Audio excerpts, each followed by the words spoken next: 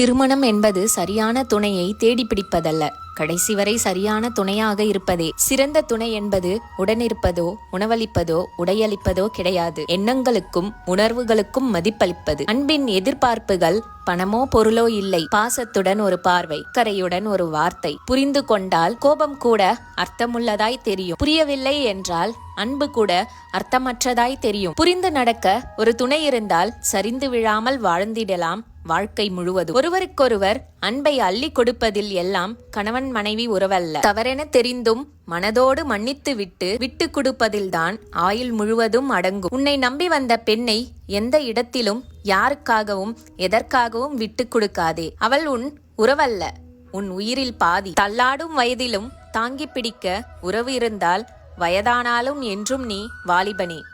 நோய் நொடியின்றி நீண்ட காலம் வாழ பணம் பதவி தேவையில்லை. இந்த மாதிரி நல்ல